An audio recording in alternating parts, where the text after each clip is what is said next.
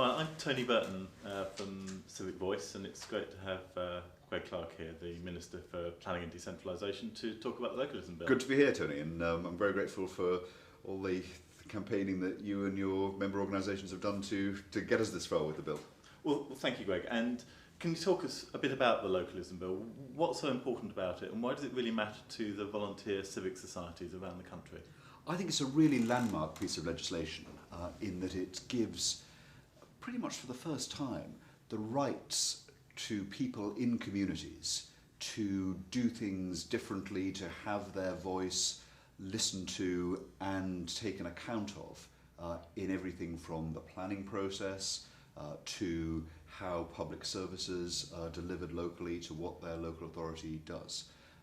We've had for many years levels of democratic organisation, county and district level, and in many cases at parish level.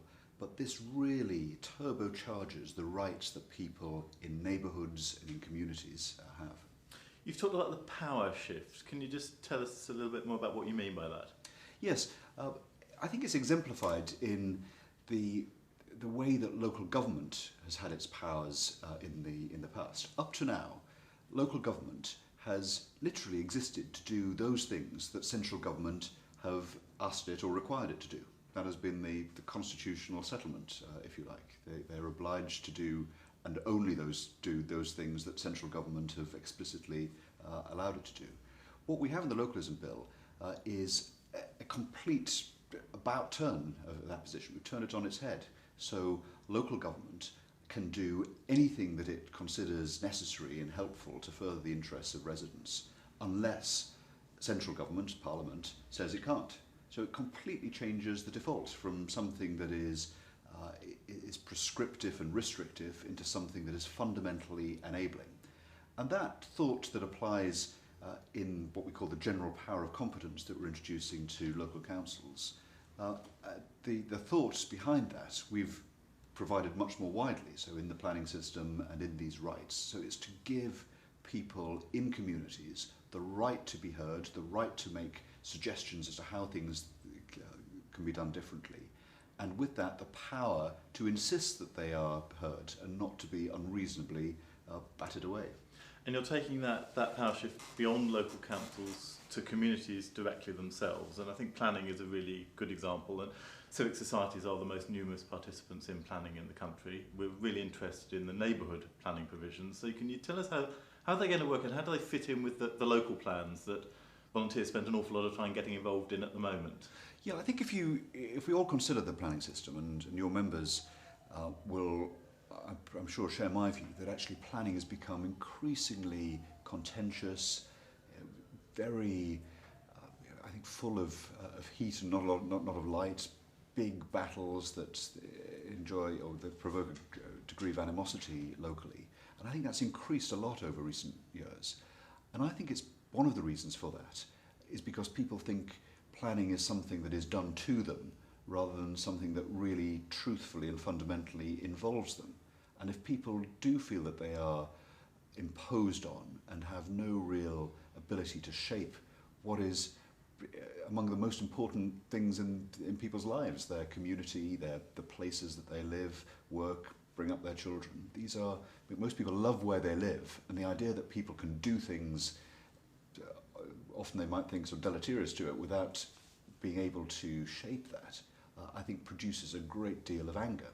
And so what we've tried to do is to think seriously about that problem and try to design a solution to it, which is to say that people in neighbourhoods, people below the local authority level, in the actual communities that people identify with, people who know their communities inside out, should be able to come together and express a view as to how they would like that community to develop in the future, what the look and feel of it should be, what aspects of the natural environment are really important, what aspects of the architectural heritage are important, and to capture that in a plan that then has to be respected by the local authority and ultimately all the way up to the planning inspectorate. So we're giving every community the right to produce a neighbourhood plan. The communities that we refer to where there's a parish council or a town council, that would be obviously a natural level of organisation for that. But we're insistent on extending it to areas that may not be parish or may not have a town council, in which case I think local civic societies may well be the group of people who come together, have to be open to members of the public that live there, have to be open very especially to ward councillors who are the elected representatives there, that they might be the catalyst for bringing the community together to think seriously about what are the issues facing this community, how we want it to develop in the future, capture that in a plan. That plan then needs to be not something that will thwart the larger than local elements. So if there's a road scheme that crosses the county, you can't sort of designate a small housing development right in the middle of where the road would go. So there's a check to make sure it's not frustrating the strategic ambitions of the local council's plan. But subject to that, it can go to a referendum of local people, and if it gets a majority of people supporting it, then that has the force that the local plan has.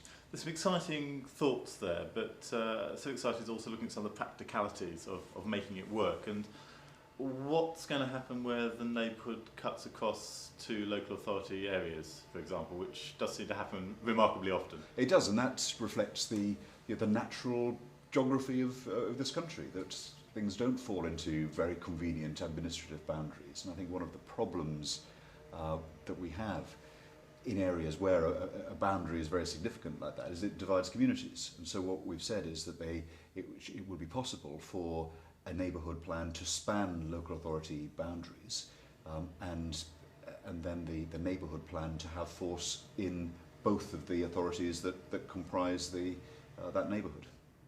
And for the local communities, for the civic societies, it's potentially quite a daunting prospect taking on, preparing a plan for the area. It's quite a responsibility. They're already, busy people. They're already putting a lot of effort into other aspects of planning and other aspects of local life. So where's the support going to come from to help them, and the sort of expertise that they will need to help them negotiate this process and to bring their aspirations to life? Sure. Well, I think the first thing to say, Tony, is that many civic organisations and many parishes up and down the country have already instigated processes that are precursors to this, you might say.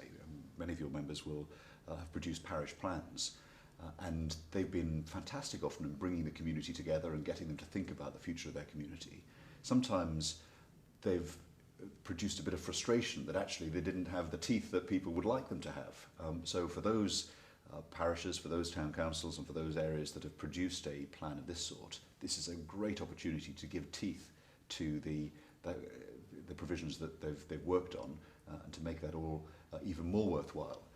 But for new plans and for communities thinking for the first time of producing a plan, I agree with you. I think it's really important that they should have the benefit of expert advice. And so what we're doing, and we're about to make an announcement very shortly on this, is government is funding a whole series of organisations. We've asked them to apply to us for funding to be able to support individual neighbourhoods, individual communities in producing their plans. And what we have been determined to do is to actually have a range of different types of organisations, so that communities can choose the partner, the body to assist them that best fits with the way that they like to operate. And so it'll just be a few weeks before we make an announcement on this.